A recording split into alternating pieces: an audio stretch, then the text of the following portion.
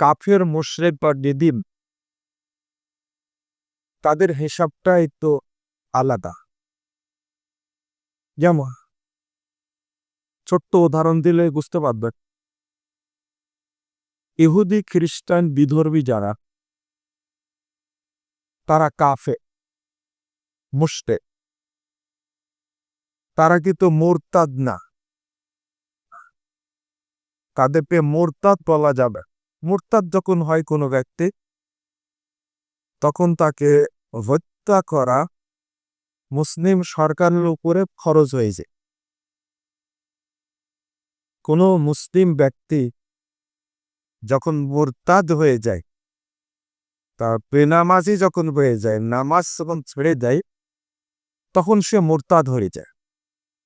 আর মুরতাদের ফলাফল হলো মুসলিম সরকার তাকে 3 দিন সময় দিয়ে তওবা করে ভালো, না হলে তাকে হত্যা কর। এটা হলো মুরতাদ। কিন্তু বেদিন যারা, কাফের মুশরিক যারা, তারা মুরতাদ না। কেবল ইহুদি খ্রিস্টান, তাদের জবাই করা পশুর গোশ খাওয়া যাবে, কিন্তু একজন বেনামাজি মুরতাদ, তার জবাই করা বস্তু খাওয়া হারাম, খাওয়া যাবে না। কারণ একটা ছাগলকে পিটায়া মেরে ফেললে যেমন তার বস্তু খাওয়া হারাম, তেমনি একজন বেনামাজি মুরতাদ যদি কোনো পশু জবাই করে, তাহলে পশুটার সাথে সাথে হারাম হয়ে যায়। মানে পশু হারাম হয়ে যায়, মানে তাকে জন্য পিটায়া মারছে।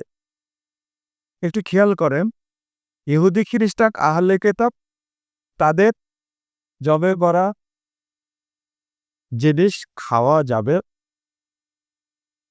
তাদেরটা হারাম না। কিন্তু মুসলিম নামের বেনামাজি মুরতাদ, তার জবাই করা জিনিসটা হলো অপবিত্র। আমি আরেকটু খোলা বলি, যখন আপনি এক আল্লাহ, একমাত্র দ্বীন ইসলাম, একমাত্র নবী রিসালা মুহাম্মদুর রাসূলুল্লাহ সাল্লাল্লাহু আলাইহি ওয়াসাল্লামের পক্ষ থেকে এসেছে, কিন্তু এর সাথে যদি অ্যাড করে, ইহুদি খ্রিস্টানরা মানে না, তারা কাফের। বুঝলাম তারা কাফের, মানে না। কিন্তু আমি আপনি আল্লাহকে মানতে গিয়ে এর সাথে গায়রুল্লাহকে অ্যাড করে ফেললাম। আমি ইসলামকে মানতে গিয়ে আরো অন্যান্য আনুষঙ্গিক বিষয়কে এর মধ্যে কি করলাম? মিক্সচার করলাম, মিশ্রিত করলাম। এই পাপটা বড় পাপ না কেউ টোটাল দিনকে অস্বীকার করলো, কেউ ইসলামকে অস্বীকার করলো, আল্লাহকে অস্বীকার করলো, তার পাপটা বড়?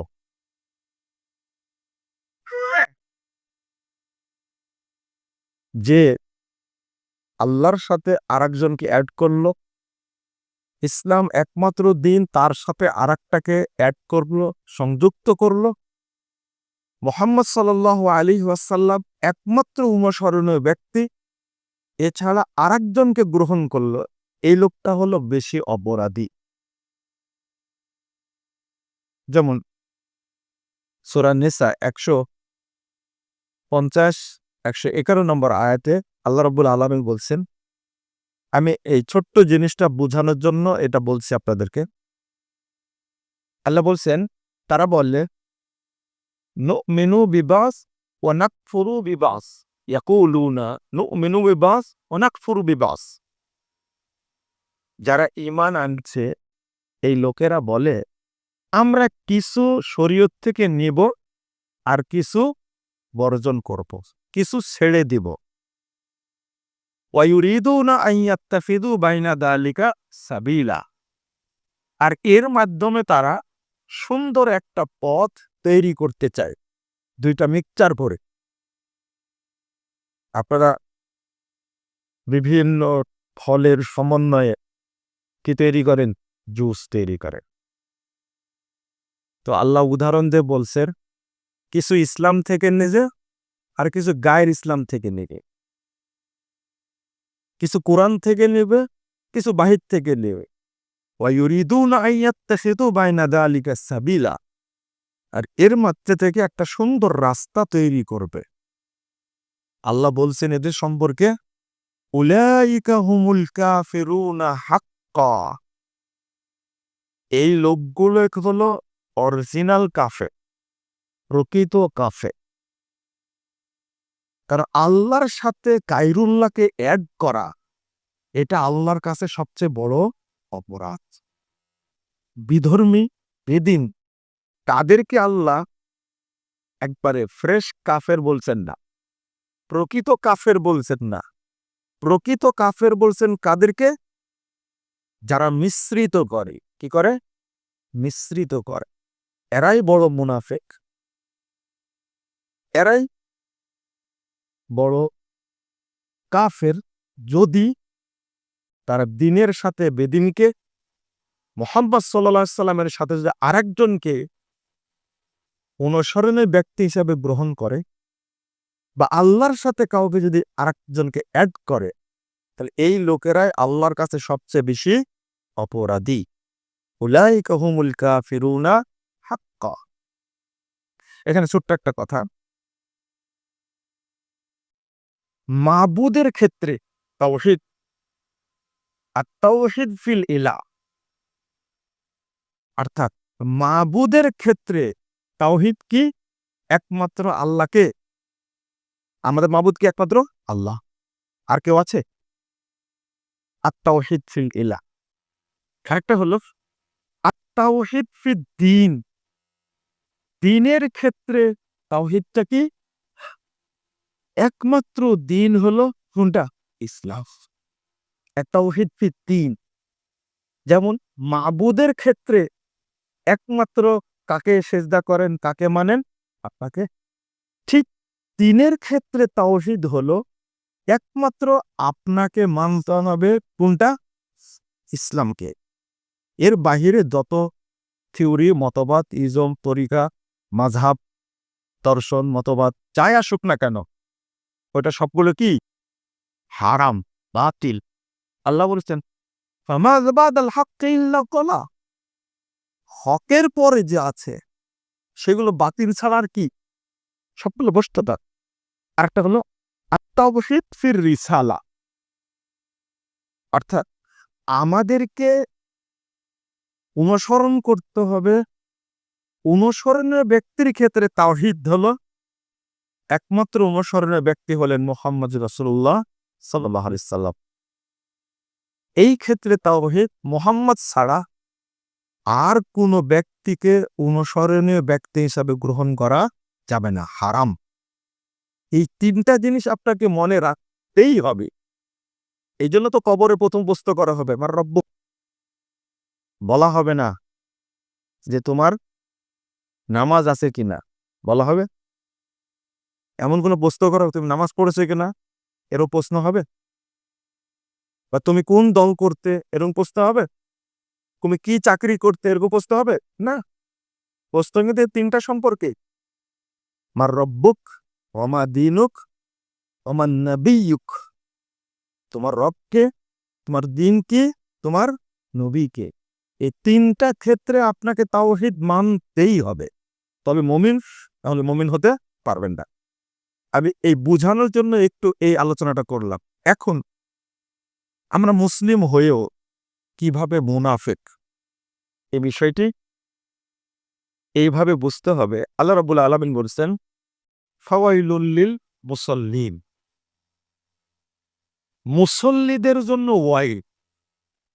আল্লাহ বলছেন, ফাখালাফা মিন বাদিহিম খালফুন আদাউস সালাহ ওয়াত্তাবাউশ শাহওয়াত ফাসাউফা ইয়ালকাউনা গায়্যা। সূরা মারইয়াম ৫৯ নম্বর আয়াত। আল্লাহ বলছেন, এরা হলো পরবর্তী অপদার্থ, যারা সালাতকে নষ্ট করে, প্রবৃত্তির অনুসরণ করে, তারা অচিরেই জাহান্নামের তলদেশে নিক্ষিপ্ত হবে। এটা আল্লাহ বলছে। এর গাইয়া মানে কি, ওয়াইল মানে কি? ফাওয়াইলুল লিল মুসাল্লিন, এই আয়াতের অনুবাদ করতেন সাহাবা কেরাম ফাওয়াইলুল লিল মুনাফিকিন, যারা মুনাফিক মুসল্লি তাদের জন্য ওয়াইল। আপনি বলতে পারেন মুসল্লি আবার মুনাফিক হয় কি করে, তাই না?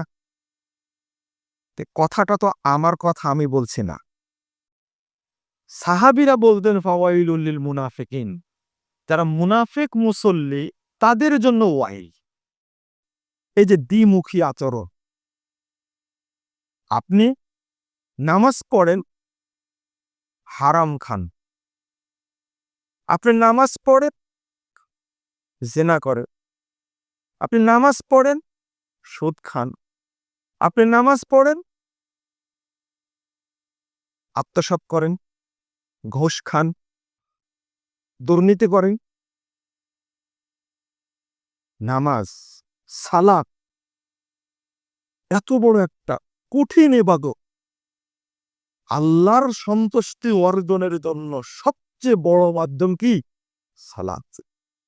আর এই পবিত্র সালাতকে আপনি মিশ্রিত করেছেন কি দিয়ে? হারাম দিয়ে, মাদকতা দিয়ে, মিথ্যা কথা দিয়ে, জেনা দিয়ে, সুদ দিয়ে, ঘুষ দিয়ে, এটা মিক্সচার করেছেন। নামাজের মতো ইবাদতকে, সালাতের মতো ইবাদতকে আপনি নষ্ট করেছেন, সালাতের মর্যাদাটা আপনি ধ্বংস করেছেন। এটা আল্লাহ বরদাস্ত করবেন না।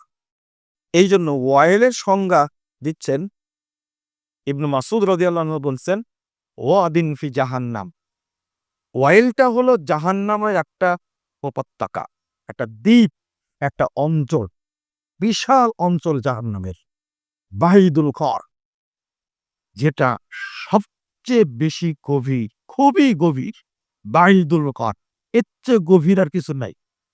খবিসুত্তম, যার খাদ্য হবে পচা, দুর্গন্ধযুক্ত।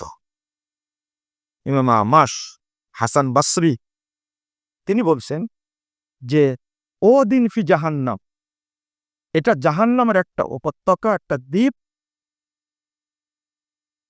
মিন দামিন ওয়া তাই, যেটা তৈরি করা আছে,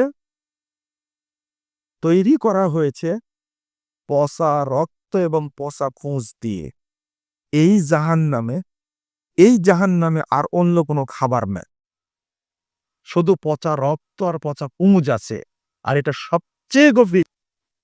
আর এখানে রাখবে ওই সমস্ত মুসল্লিকে যারা নামাজ পড়েছে, নামাজের হক আদায় করেনি, নামাজকে নষ্ট করেছে অপকর্ম দিয়ে। বেনামাজির কথা এখানে আসছে না, বেনামাজির কথা বলছি না। আমি আগেই বলেছি যারা বেনামাজি তারা কাফের, অমুসলিম বলা যাবে না, বলতে হবে কাফের। কারণ কাফের ভাষাটা আল্লাহ ব্যবহার করেছেন, রাসূল সাল্লাল্লাহু আলাইহি ওয়াসাল্লাম ব্যবহার করেছেন, সাহাবা কেরাম ব্যবহার করেছেন, তাবেঈন এজম ব্যবহার করেছেন। বেনামাজি এরা কাফের, এরা মারা গেলে জানাজা অনেক পরে, এদেরকে গোসল করানো হারাম, গোসল করানো যাবে না। ও অপবিত্র, ওকে গোসল করানো যাবে না, ওকে কাফন পরানো যাবে না, হারাম। আপনি ওর জন্য যে কাফন কিনবে, এটা করে যাবে না। ৩ নম্বর, ওকে মুসলিমদের গোরস্থানে দাফনই করানো যাবে না। আর এই ৩টার পরে না জানাজা, তো জানাজা চলে কি করে? মুসলিমদের গোরস্থানে দাফন হবে না, তাকে কাফন পরানো যাবে না। মুশরিক কাফের সবসময় অপবিত্র, এজন্য ওকে ১,০০০ বা ১,০০,০০০ বার যদি গোসল দেন আপনি, তবুও পবিত্র হবে না, ওকে গোসল করানোই যাবে না, দূরে তাকে দাফন করতে হবে। এটা হলো বেনামাজির হুকুম।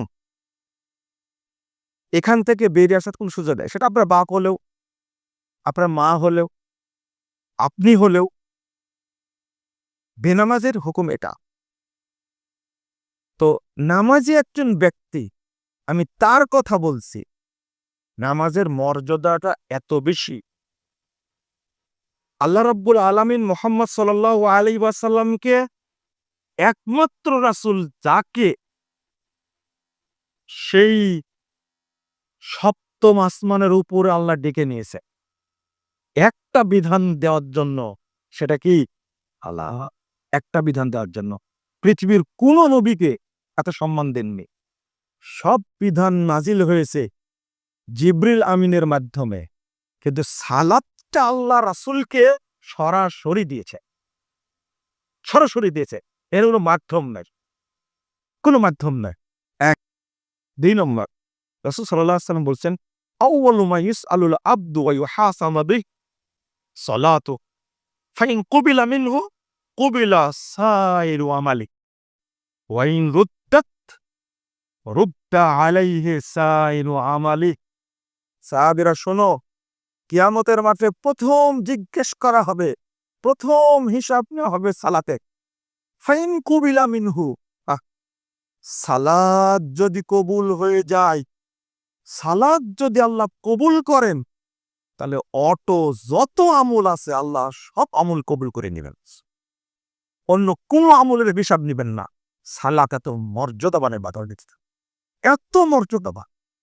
শুধু সালাত কবুল হয়েছে, ওকে, হজ্জের হিসাব হবে না, যাকাতের হিসাব হবে না, সিয়ামের হিসাব হবে না, আল্লাহ অটো কবুল করে। সুবহানাল্লাহ, কত বড় মর্যাদা। কিন্তু ওয়াইন রুত্তাত, সালাত যদি বাতিল হয়ে যায়, তুমি যেভাবে সালাত আদায় করো, এই সালাত যদি আল্লাহর কোর্টে বাতিল হয়ে যায়, রুদ্দা আলাইহি সাইলু আমালি, রাসূল সাল্লাল্লাহু আলাইহি ওয়াসাল্লাম বলেছেন, যত আমল করেছে সমস্ত আমল তার উপরে আল্লাহ নিক্ষেপ করবেন, ওই নিক্ষেপে সে অয়েলে গিয়ে নিক্ষিপ্ত হবে। সালাত, সালাত এটা এমন মর্যাদাটা, এমন মর্যাদা, এক ওয়াক্ত যদি কেউ ছেড়ে দেয়, সে অনেক বিদ্বান বলছে সে কাফের। এমনকি এক ওয়াক্তের সালাত যদি আর এক ওয়াক্ত ঢুকে যায়, এক ওয়াক্তের সালাত যদি আর এক ওয়াক্তে ঢুকে যায়, বহু তাবেঈ বলছেন ওই ব্যক্তি কাফের হয়ে যাবে। এর নাম নামাজ। ওইটাকে আপনি আমি নষ্ট করছি কি করে? নামাজ পড়ছি, মিথ্যা কথা বলছি। রাসূলুল্লাহ সাল্লাল্লাহু আলাইহি ওয়াসাল্লাম বলছেন, একটা হাদিস শোনাই আপনাদেরকে, ৪২-৪৫ নম্বর হাদিস, ৪২৪৫ নম্বর হাদিস, ইবনু মাজার মধ্যে এসেছে। রাসূলুল্লাহ সাল্লাল্লাহু আলাইহি ওয়াসাল্লাম বলছেন, লা আ'লামান্না মিন উম্মতি আকওয়ামা, শুনে দেখো, আমার উম্মতের বহু দলকে আমি চিনি। আল্লাহ রাসূল বলছেন, আমার উম্মতের বহু দলকে আমরা চিনি। ইয়াতুনা ইয়াউমাল কিয়ামা বিহাসানাত বিআমসালি জিবালি তিহামা বিয়াদা বিজা, তারা এত নেকি নিয়ে আসবে, স্বচ্ছ তিহামা পাহাড়ের মতো নেকি নিয়ে হাজির হবে। আল্লাহ রাসূল বলছেন, বিশাল বিশাল পাহাড়ের সম নেকি নিয়ে আমার উম্মতের বহু মানুষ হাজির হবে। কিন্তু ফায়াজআলুহাল্লাহু আযজা ওয়া জাল হাবাআন মানসুরা, কিন্তু আল্লাহ রাব্বুল আলামিন সব আমলগুলোকে নষ্ট করে ধুলোয় মিশিয়ে দিবে, কোনো আমল থাকবে না। সাহাবী সাওবান রাদিয়াল্লাহু আনহু, মান হুম ইয়া রাসূলুল্লাহ, এরা কারা? সিফহুম লানা জাল্লি লানা, পরিচয় বলেন এবং তাদের মুখোশ উন্মোচন করেন। তারা কারা? কেন? আল্লাহ নাকুনা মিনহুম ওয়া নাহনু না'লাম, যেন আমরা জানতে পারি এবং আমরা যেন তাদের অন্তর্ভুক্ত না হই। আমরা নামাজ পড়ি না, এরপরে রাসূল সাল্লাল্লাহু আলাইহি ওয়াসাল্লাম বলছে, শুনো, আমা ইন্নাহুম ইখওয়ানুকুম, আরে তারা তো তোমাদেরই ভাই। ওয়া মিন জিলদাতিকুম, এবং তোমাদেরই বংশে, তোমাদেরই সম্প্রদায়ে, তারা তোমাদের ভাই, তোমাদের সম্প্রদায়ে। এরপরে রাসূল সাল্লাল্লাহু আলাইহি ওয়াসাল্লাম বলছেন, ওয়া ইয়াখুযুনা ওয়া তাখুযুনা কামা ওয়া ইয়াখুযুনা মা তাখুযুন ফিল লাইল। আর তোমরা যেমন রাত্রিতে ইবাদত করো, তারাও ওইভাবে ইবাদত করে। আর সমস্যাটা কি? আল্লাহ রাসূল সাল্লাল্লাহু আলাইহি ওয়াসাল্লাম বলছেন, ওয়ালাকিন্নাকুম আকওয়ামুন ইযা খালাউ বিমাহারিমাল্লাহি ইনতাহাকু। এর মুশকিলটা হলো, যখন ওরা গোপনে থাকে, একাকী থাকে, রোমে থাকে, তখন তারা আল্লাহর হারামের মধ্যে অন্তর্ভুক্ত হয়ে যায়। এটা কত বড় পাক হতে পারে?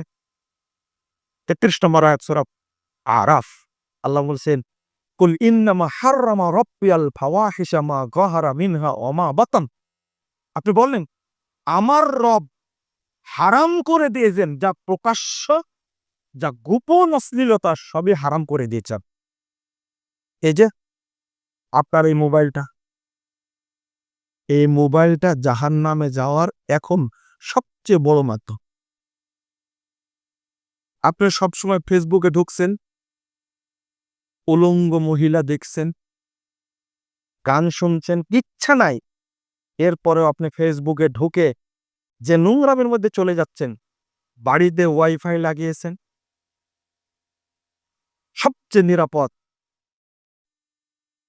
আর একটা হাদিস শোনাতে হবে, ৭,০৮৩ নম্বর হাদিস, মুসনাদ আহমদের মধ্যে এসেছে। রাসূলুল্লাহ সাল্লাল্লাহু আলাইহি ওয়াসাল্লাম বলছেন, সাইয়াতি ফি আখিরিজ জামান রিজাল। আমার উম্মতের বহু মানুষ আসবে শেষ জামানার দিকে, ইয়ারকাবুন আলা সুরুজ কাশবাহির রিজাব। একবারে এই যুগের কথাই বলছেন রাসূল সাল্লাল্লাহু আলাইহি ওয়াসাল্লাম। এই লোকগুলো মোটর গাড়িতে উঠে ইয়ানজিলুনা আলা আবওয়াবিল মাসাজিদ। তারা প্রত্যেক মসজিদে দেখবে সালাত আদায় করতে যাবে বড় বড় গাড়ি নিয়ে, কাশবাহির রিজাল, উঁচু গাড়ির কথা বলা হয়েছে। বড় বড় রিজাল বলা হয়, এই যে বড় পাতিলে রান্না করার সময় আপনারা কি বলেন ওটাকে, ঝেঁক তুলেন না, কি বলেন ওটাকে আপনারা? ৩ দিকে ৩টা কি করেন পাতিল রাখার জন্য, কি বলে এটাকে? চুলা করেন তো? চুলার উপরে পাতিল মাঝখানে ফাঁকা রাখার জন্য ৩টা ঝিক করেন না আপনারা? রাসূল সাল্লাল্লাহু আলাইহি ওয়াসাল্লাম ওই উদাহরণ দিচ্ছেন। এইরকম তারা গাড়িতে চড়ে আসবে, গাড়িগুলো হবে উঁচু, মানবে না। এরা ভাইয়ের কথা মানবে না, এরা বাপের কথা মানবে না, উলঙ্গ হয়ে চলবে। আরিয়া কাসিয়া, পোশাক পরবে, কিন্তু এটাকে পোশাক বলা হবে না, ওর শরীরে সবকিছুই দেখা যাবে। রাসূল সাল্লাল্লাহু আলাইহি ওয়াসাল্লাম বলছেন, ইলআনুহুন্না, তাদেরকে বলছেন এদেরকে তোমরা অভিশাপ দাও। ফাইন্নাহুন্না মা'লুনাত, এই সমস্ত উলঙ্গ মহিলারা অভিশপ্ত। আল্লাহ এদের উপরে অভিশাপ করেন, ফেরেশতারা এদের উপরে অভিশাপ করেন, যত মুমিন বান্দা তাদের উপরে অভিশাপ করেন। আপনি মোবাইল খুললে দেখতে পাচ্ছেন নাটক। আপনি আপনার মেয়েকে শেখাচ্ছেন হারমোনিয়াম, কিনে দিয়েছেন। এখন সবচেয়ে দামি ব্যবসা হলো ২টা। একটা হয় নায়ক নায়িকা হতে হবে, অথবা শিল্পী হতে হবে, অথবা ক্রিকেটার হতে হবে। যে যত উলঙ্গ হতে পারে বাংলাদেশে, সারা বিশ্বে সে তত ভাইরাল, তাই না? যে যত উলঙ্গ, যত বড় খান্নাস, আমাদের কাছে সে তত প্রিয় মানুষ। নাউযুবিল্লাহ, আস্তাগফিরুল্লাহ।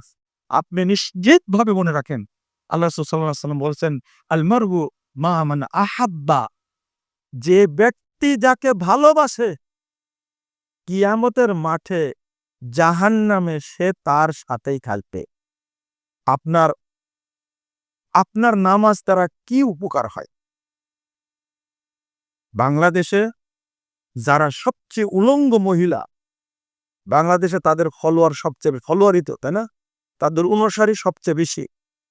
অনুসারী কে? আপনি। না হলে আপনার ছেলে, না হলে আপনার মেয়ে, এরা কি হিন্দু? আপনার এই নামাজ দিয়ে কি হবে? কিছু যে হবে না এই নামাজ দিয়ে, আপনি কত দলিল নিবেন? এই যে রাসূল সাল্লাল্লাহু আলাইহি ওয়াসাল্লাম নিজে বললেন, ইয়াখুযুনা কামা তা'খুযুনা মিনাল লাইল। তোমরা যেমন ভাবে ইবাদত করো রাত্রিতে, তারাও করবে। ইবাদত করে, সিয়াম পালন করে, হজ করে, নামাজ পড়ে আপনি কিয়ামতের মাঠে উপস্থিত হবেন পাহাড় সমনেকি বেয়ে। সব আল্লাহ কি করে দিবেন? কি করে দিবেন? বলেন কি করে দিবেন? সব ধ্বংস করে দিবেন, সব নষ্ট করে দিবেন। তাহলে নষ্ট করে দেওয়ার পর আল্লাহ জান্নাতে দিবেন না জাহান্নামে? আস্তাগফিরুল্লাহ, আস্তাগফিরুল্লাহ। একটুকু আমাদের ভয় নেই। আল্লাহ রাসূল সাল্লাল্লাহু আলাইহি ওয়াসাল্লাম বলছেন, আবগাযুন নাসি ইলাল্লাহি সালাসা, ৬৮৮২ নম্বর হাদিস, সহিহ বুখারী। মানুষের মধ্যে সবচেয়ে অভিশপ্ত মানুষ ৩ জন। ৩ শ্রেণীর মানুষ সবচেয়ে অভিশপ্ত। তার মধ্যে এক শ্রেণী হলো মুবতাগিন ফিল ইসলামে সুন্নাতাল জাহিলিয়া। যারা মুসলিম সমাজে জাহিলি কার্যক্রমকে মানে অব্যাহত রাখে, ছড়িয়ে দেয়, তারা আল্লাহর কাছে সবচেয়ে বেশি অভিশপ্ত। সবচেয়ে বেশি অভিশপ্ত। আর আপনি লেখাপড়া করে করবেন কি? মাস্টার্স পাস করলেন, আপনি অভিশপ্ত। আপনার মধ্যে দিন বলতে কিছু নাই। দিন বলতে কিছু নাই। এজন্য তো আল্লাহ রাসূল সাল্লাল্লাহু আলাইহি ওয়াসাল্লাম বলছেন, ইন্নাল্লাহা ইউবগিযু কুল্লা আলিমিন বিদ-দুনিয়া জাহিলিন বিল আখিরাহ। আল্লাহ রাব্বুল আলামিন গজব বর্ষণ করেন ওই সমস্ত ব্যক্তিদের উপরে যারা দুনিয়াবী জ্ঞানে প্রাজ্ঞ, অভিজ্ঞ, কিন্তু পরকাল সম্পর্কে তাদের কোনো জ্ঞান নেই। আপনি বড় ইঞ্জিনিয়ার, আপনি বড় ডাক্তার, আপনি বড় সচিব, সিনিয়র সচিব, আপনি বড় জাজ, বিচারপতি, আপনি মেম্বার, চেয়ারম্যান, এমপি, মন্ত্রী, প্রধানমন্ত্রী, রাষ্ট্রপতি, অনেক জ্ঞান রাখেন আপনি, কিন্তু দিন সম্পর্কে কি অজ্ঞ, জাহেল। আল্লাহ নবী বলছেন জাহেল। এদের প্রতি আল্লাহ গজব নাজিল করেন, আল্লাহ অভিশাপ করেন, লানত করেন। এই জন্য তো একজন এত বড় শিক্ষিত মানুষ হওয়ার পরেও, ঢাকা বিশ্ববিদ্যালয়ে ফ্যাকাল্টি ফার্স্ট হওয়ার পরেও, সরকারি কর্মকর্তা হওয়ার পরেও এই দেশের ৫,০০০ কোটি টাকা চুরি করে। অভিশপ্ত না? সে এখনো পেশাব করাই শিখেনি, পেশাব করা শিখেনি। পেশাব করে যে পানি নিতে হয়, পেশাব যে বসে থেকে করতে হয় এখনো জানে না। চামড়া ঢিলা হয়ে গেছে, এখনো দেখে দাঁড়িয়ে পেশাব করে। আস্তাগফিরুল্লাহ, নাউজুবিল্লাহ। একে অভিশাপ না? ৫টা সন্তান জন্ম দিয়েছে, কোনদিন ইবলিসও তার সাথে মিলন করেছে। কারণ রাসূল সাল্লাল্লাহু আলাইহি ওয়াসাল্লাম বলছেন, ইবলিস ওই মিলনে শরীক থাকে যদি বিসমিল্লাহ না বলে। তাহলে এত বড় শিক্ষিত হয়ে কি লাভ হয়েছে? এটা তো অভিশাপ। কার পক্ষ থেকে? আল্লাহর পক্ষ থেকে। অভিশাপ এটা, এটা অভিশাপ। আপনি হয়তো বুঝতে পারছেন না, কিন্তু চিন্তা করে দেখেন, বেটা একটা আমেরিকায় থাকে, একটা কানাডায় থাকে, বেটি অস্ট্রেলিয়ায় থাকে, আর বুড়া বুড়ি আপনি এখানে থাকেন। কোন দিন যে বাথরুমে পড়ে মরে আছেন তাও জানে না। এই আফসোস আপনি কার কাছে করে? আর এদের মধ্যে মুনাফিকিটা এত বেশি, এত বেশি। ঠিকই মসজিদে সালাত আদায় করবে, প্রথম কাতারে আসবে, ঈদের দিন দেখবেন, জুমার দিন দেখবে, কিন্তু এদের অন্তরে ইসলাম এতটাই ঘৃণিত, টুপিওয়ালা, আলেম, মাদ্রাসা, মসজিদ এদের কাছে খুব ঘৃণিত জিনিস। তাহলে কি এটা অভিশাপ না আল্লাহর পক্ষ থেকে? এত শিক্ষা অর্জন করে কি লাভটা করব? দিনের প্রতি আমি ডাক্তার জাকির নায়েককে কিন্তু আমি বলছি না অভিশপ্ত, বলছি আমি? তা বলিনি। ওনার দ্বারা দিনের যত উপকার হয়েছে, আর আপনি একজন ডাক্তার, ইঞ্জিনিয়ার, সচিব, আপনার তো না দিনের বেশি ক্ষতি হচ্ছে। আপনার নামাজ কোনো কাজে আসবে না। ভিতরে ঘৃণা রেখে উপরে উপরে নামাজ পড়লে আল্লাহ কবুল করে? দাড়ি দেখে বলে, এই ছোট ছেলে দাড়ি রাখছে, দেখতে বকরির মতো লাগছে, বলে না? বলেন তো, এই মুসলিম না কাফের? দাড়ি রাখা ফরজ একটা বিধান, ফরজ। আল্লাহর নবী বলছেন যে আমাকে আমার রব্বি আজ্জা ওয়া জাল, আমার রব আমাকে নির্দেশ দিয়েছে আন ওফিয়া লিহিয়াতি ওয়া উমফিয়া শারিবি, আমি যেন দাড়ি লম্বা করি আর মুজ যেন খাটো করি। আমার রব আমাকে নির্দেশ দান করছে। কিসরার একজন লোক এসে আল্লাহ রাসূলের কাছে বসছে, ও দাড়ি চাচা আর মুজগুলো ঝুলে গেছে। আল্লাহ রাসূল দাঁড়িয়ে, এই দেখো এমন করছে কেন? তো যে আমার আনু পিসরা, আমার দেশের শাসক আমাদেরকে নির্দেশ দিছে আমরা যেন দাড়ি চেঁচে ফেলি। তখনই ধমক দেয়া বলছিল, আরে তোমাদের শাসক বলছে দাড়ি চাচতে, আমার আল্লাহ আমাকে নির্দেশ দিয়েছেন দাড়ি ছেড়ে দিতে। তাহলে ফরজ কোনটা হলো না ফরজ? আর আপনি সেই ফরজ বিধানকে বলছেন বকরির মতো লাগছে। এই তোমার দাঁড়িয়ে যে তালেবানি দাঁড়িয়ে হয়ে গেছে, মুসলিম সরকার হলে ওকে কয়টা জুতা মারার দরকার ছিল? বুঝলেন না কথা? দাড়ি লম্বা হলে কি তালেবান হয়? তুমি রাসূলের সুন্নাহকে অপদস্থ করেছো, তুমি মুসলিম আর না, তোমাকে আবার কালেমা শাহাদাত পড়তে হবে। একটা মেয়ে পর্দা করেছে, ছোট্ট মেয়ে পর্দা করেছে, বলছে কি ভূতের মতো লাগে তোমাকে, এই বয়সে পর্দা করতে হবে, কেবল ক্লাস 9-এ পড়ো। এ যদি 1000 10,000 বছর যদি নামাজ পড়ে কোনো কাজে লাগবে? ঘৃণা কার প্রতি? শরীয়তের প্রতি। পর্দা ইসলামের বিধান, ও কাফের। এই যে তাশাহুদে আঙ্গুল নড়াচ্ছে এইভাবে, আর একজন একেই বলে জেনারেল শিক্ষিত, বলছে এই তুমি নামাজের মধ্যে এরম করো কেন বকরির লেজের মতো? বলেন তো, এই এই শিক্ষিত উঁচু শ্রেণীর শয়তানটা মুসলিম না কাফের? একটা সুন্নাহকে কি করলো? ট্রিট করলো না, ব্যঙ্গ করলো না?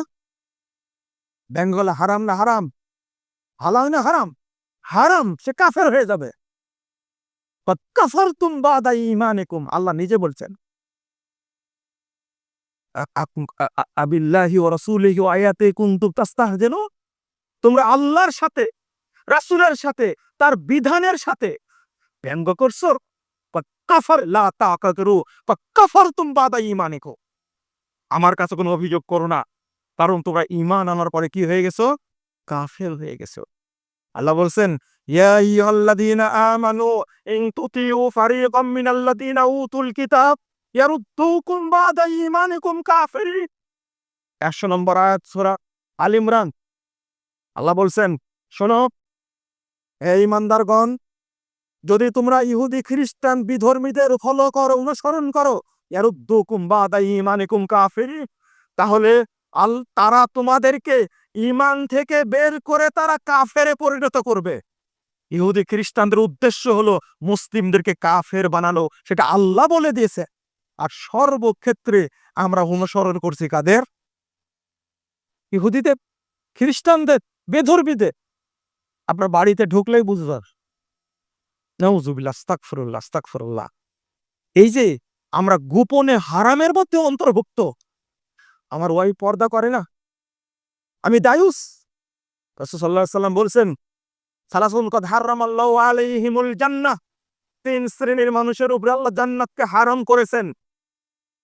মুদবিরুল খামার, যারা অনর্গল নেশা জাতীয় দ্রব্য পান করে। ওয়ালাক, যারা পিতামাতার অবাধ্য। ওয়াদ-দায়ুস আল্লাযী ইকুররু ফি আহলিল খামাস, ওই দায়ুস ব্যক্তি যার পরিবারে বেহায়াপনা চালু রেখেছে। ফেসবুক তো আছেই, ইউটিউব তো আছেই, ইন্টারনেট তো আছেই। প্রত্যেক ঘরে ঘরে আপনি টিভি দিয়ে রাখছেন, ওয়াইফাই দিয়ে রাখছেন, ডিশ লাইন দিয়ে রাখছেন। নাউজুবিল্লাহ, আস্তাগফিরুল্লাহ, আস্তাগফিরুল্লাহ। একবারে পুরো পরিবারটা অশ্লীলতার মধ্যে ডুবে আছে, অশ্লীলতার মধ্যে ডুবে আছে, জাহান্নামী পরিবার হয়ে গেছে। আল্লাহ আপনাকে আমাকেই বলছেন তুমি একজন দায়ুস, তোমার উপরে আল্লাহ জান্নাতকে আগেই হারাম করে রেখেছেন, আগেই হারাম করে রেখেছেন। ৬০ বছর বয়স হয়ে গেছে, এখন পর্যন্ত আপনি সিগারেট খাওয়া ছাড়েননি। মৌলবীর বয়স হয়ে গেছে ৮০ বছর, এখনো জর্দা খায়। এ যদি মুনাফেক না হয়, তো মুনাফেক খুঁজতে কি ইন্ডিয়ায় যাওয়া লাগবে? এখনো অফিসে পাসপোর্ট অফিসে চাকরি করে, এখনো ঘুষ খায়, দুর্নীতিবাজ একটা। কিন্তু মাথায় কি টুপি, মুখে দাড়ি, গায়ে পাঞ্জাবি, এই তিনটাকে সে সাইনবোর্ড বানাইছে। সাইনবোর্ড দেখলো, ও টুপি দিয়ে মানুষকে ধোঁকা দিয়ে ব্যবসা করছে। সচিবালয়ে যান,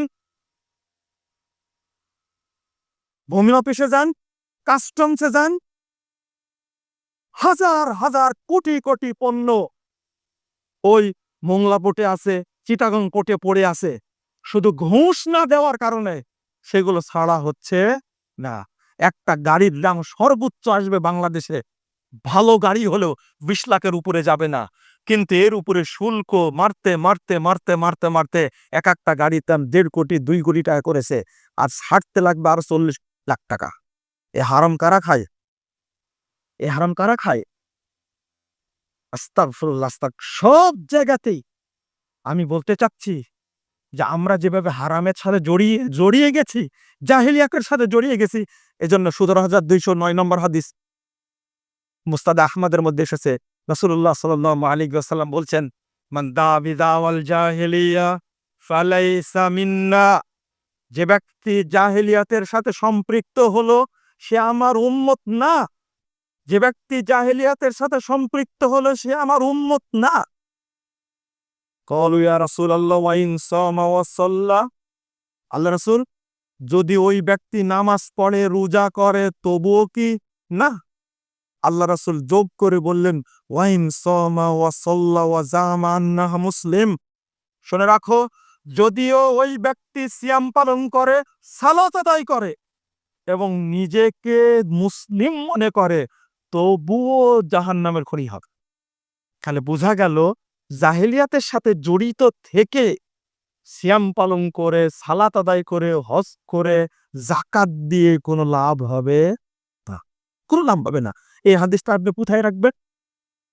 রাসূল সাল্লাল্লাহু আলাইহি ওয়াসাল্লাম বলেছেন, ইয়াতি আলান নাসিস জামান, মানুষের সামনে একটা যুগ আসবে, একটা সময় আসবে, ইয়াসতামিউনা ইয়াসাল্লুনা ফিল মাসাজিদ। মানুষ দলে দলে মসজিদে যাবে, সালাত আদায় করবে, প্রত্যেকটা মসজিদ মুসল্লি দ্বারা পূর্ণ থাকবে। আজকে বের হন আপনি, একটু চেক করে আসেন, প্রত্যেকটা মসজিদে মুসল্লি ভর্তি, জায়গা হয় না। কিন্তু নারী পুরুষ সমানে সবাই। ওয়ালাইসা ফীহিম মুমিন। আল্লাহ রাসূল সাল্লাল্লাহু আলাইহি ওয়াসাল্লাম বলেছেন, কিন্তু দেখবা কোন মসজিদে খুঁজে একজন ইমানদার পাওয়া যাবে। এরা কারা? সব মুনাফিক। আল্লাহ রাসূল সাল্লাল্লাহু আলাইহি ওয়াসাল্লাম বলেছেন, আলা লা তাস্তামিউল সিদকু ওয়াল কিযবু জামিআন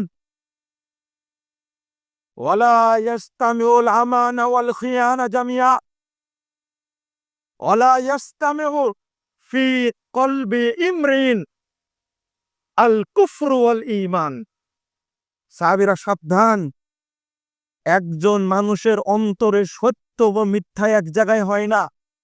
একজন মানুষের অন্তরে আমানত এবং খিয়ানত এক জায়গায় হয় না। একজন মানুষের অন্তরে কখনো কুফর এবং ঈমান এক জায়গায় হয় না। এবার বলেন তো দেখি, আপনার অন্তরে যদি নিফাক থাকে তাহলে এখানে ঈমান আসবে কোনোদিন? যদি আপনার অন্তরে কুফর থাকে তাহলে এখানে কোনো কি আসবে? যদি কুফর থাকে ঈমান আসবে? আপনার অন্তরে যদি খিয়ানত থাকে এখানে আমানত আসবে? কোনোদিনই না।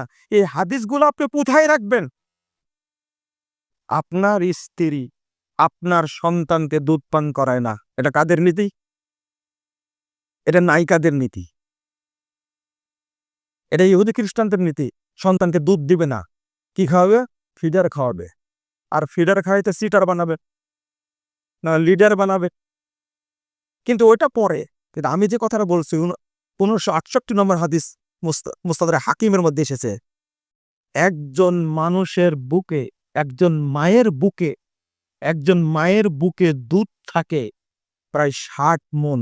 কোন গবেষণা বলছে 40 মণ দুধ থাকে একটা সন্তানের জন্য। আপনারা যারা দুধ কিনে খাওয়ান বাচ্চাকে তারাই বুঝে, যে বাচ্চা 3 বছর 4 বছর দুধ খাবে তাহলে কত দুধ থাকতে পারে মায়ের বুকে একটা সন্তানের জন্য? আমার মনে হচ্ছে তারা কম বলেছে, আরো বেশি আছে। যে দুধটা যে দিল না আপনার ওয়াইফ, এই দুধ গেল কোথায়? বুঝেননি কথাটা? আমি একটা উদাহরণ দিচ্ছি, জাহেলিয়াতের সাথে আপনি থাকবেন, একটা উদাহরণ দিচ্ছি, এই দুধ গেল কোথায়? এই ৬০ মণ দুধ যে দিলেন না একটা বাচ্চাকে, গেল কোথায়? মুহাম্মদুর রাসূলুল্লাহ সাল্লাল্লাহু আলাইহি ওয়াসাল্লাম বলছেন, আমাকে একদিন রাত্রে ২ জন নিয়ে গেল। যাওয়ার পরে বলল যে, "উঠো পাহাড়ের উপরে।" আমি বললাম, "উঠতে পারবো না।" তো ইন্না সানুসাইয়িরু লাক, আমরা তোমাকে সহযোগিতা, উঠো। উঠার পরে আমি দেখছি ফাসামিতু আসওয়াতান শাদীদা, বিকট শব্দ শুনতে পাচ্ছি। বিশাল পাহাড়ের উপরে উঠে দেখি শব্দ। আমি বলছি, মা হাযিহি আসওয়াত, কিসের শব্দ? তখন তারা জবাব দিয়েছে, আওয়াউ মিন আহলিন নার, জাহান্নামের অধিবাসীদের শাস্তি হচ্ছে আর তারা চিৎকার করছে। তা আমাকে বড় লম্বা হাদিস, আমি একটা অংশ বলবো। বলছে যে আমাকে আনাবি নিসাই, আমাকে কিছু মহিলাদের কাছে নিয়ে গেল, লা হাওলা ওয়ালা কুওয়াতা ইল্লা বিল্লাহ, তানহাসু সাদিয়াহুন্না আল হায়াত। আমি দেখছি অসংখ্য মহিলা, উলঙ্গ মহিলা, তাদের স্তনগুলোকে বিশাল বিশাল সাপ দংশন করছে, দুধ খাচ্ছে, লটুপুটু করে খাচ্ছে। অসংখ্য মহিলা উলঙ্গ আর তাদের দুধ খাচ্ছে বিশাল বিশাল সাপ। আমি বললাম, মা বালু হাওলাই, এদের এই অবস্থা কেন? ক্বালা, তারা দিন জবাব দিচ্ছে, ইয়ামনানা আওলাদাহুন্না আলবানাহুন্না, এরা আপনার উম্মতের মহিলা যারা তাদের সন্তানকে নিজের বুকের দুধ খাওয়ায়নি, ওই দুধ এখন খাচ্ছে জাহান্নামের সাপ। আপনার ওয়াইফকে দুধ দিতে দেননি বাচ্চাকে, চেহারা নষ্ট হয়ে যাবে, স্তন চুলে যাবে, কত রকমের ধানাই পানাই। হাদিসটা কি জানেন আপনি? এই বাচ্চাকে আপনি মাহরুম করেছেন দুধ থেকে। এই দুধ কোথাও যাবে না, খাবে আপনার কাছ থেকে কোথায়? জাহান্নামে। এই হাদিসটা কোথায় রাখবেন আপনি? প্রত্যেকটা ক্ষেত্রে এই অবস্থা। আমরা যেভাবে চলছে সমাজে চলতে চাই, এটা মুমিনের কাজ না। মুমিন থাকবে জেলখানার মতো, কাফের থাকবে একবারে উন্মুক্ত জান্নাতের মতো এই দুনিয়াতে। আমি একটা বাসা ভাড়া দিছি, তাও হারাম খাই। লম্বা দাড়ি, বড় পরহেজগার মানুষ, ১০টা দোকান ভাড়া দিয়েছি, প্রত্যেকটা থেকে আমি ৩ লাখ টাকা সিকিউরিটি চেয়ে। কয় লাখ টাকা? ৩ লাখ টাকা সিকিউরিটি নিছি। তাহলে কত হলো? ৩ × ১০ = ৩০ লাখ টাকা সিকিউরিটি নিছি। ওই লোকগুলো যেদিন দোকান ছেড়ে দিয়ে চলে যাবে ১০ বছর পরে, তাকে ফেরত দিবেন, তাই না? এই ৩০ লাখ টাকা কি করলেন আপনি? কি করেছেন? খাননি আপনার ৩০০ টাকা? খেতেই আছে। ১০ বছর ২০ বছর পরে টাকা কি হবে? হালাল পন্থাটা গ্রহণ করলেন না, হারাম পন্থাটা গ্রহণ করলেন। আপনি নেন, শর্ত করে নেবেন। ঠিক আছে, যেদিন থেকে আপনি দোকান শুরু করলেন, ওই টাকাটা ভাড়ায় ভাড়ায় কি হয়ে যাবে? কেটে যাবে। এটা হলো জায়েজ। বুঝেননি কথা? ৩ লাখ টাকা নিয়েছে, ঠিক আছে, শুরুর থেকে ভাড়া দিতে ওইটা মাইনাস হয়ে যাবে। তাহলে কি হয়ে যাবে? জায়েজ হবে। ওইটা কি আছে চালু? চালু আছে এখন? হালালটা চালু নাই, চালু আছে কোনটা? হারামটা। এই ৩০ লাখ টাকা আপনার জন্য হারাম বললেই তো আপনারা খেপে যাবেন।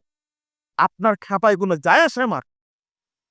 লা ইয়াহিল্লু সালাফুন ওয়া বাইউন, মুহাম্মদুর রাসূলুল্লাহ সাল্লাল্লাহু আলাইহি ওয়াসাল্লাম বলছেন, না, তুমি জমানো টাকা দিয়ে, সালাফ দিয়ে তুমি ব্যবসা করবে, এটা হালাল নয়। তুমি ব্যবসা করতে গেছো আর তুমি টাকা জমিয়ে সে টাকা দিয়ে তুমি লাভ্যাংশ ভোগ করবে, এটা কি? হারাম। এটা হারাম। জায়েজ কোনটা? হ্যাঁ, ৩ লাখ টাকা ঠিক আছে। আপনি মাসে মাসে কি করে নেন? প্রথম কেটে নেন। একসময় টাকা শেষ হয়ে যাবে, আপনি দোকান অব্যাহত থাকবে, ভাড়া পাবেন আপনি। কি আশ্চর্য! আপনি ১০ বছরের ভাড়াও খাবেন আর ওই ৩ লাখ টাকার কি মুনাফাও খাবেন। এটা কি সুদ না? সুদ এটা। এখন বলবেন যে আমরা তো জানি না। এই দোষ কি আমার না আপনার? আল্লাহ যেন আমাদেরকে হেফাজত করেন। আমিন।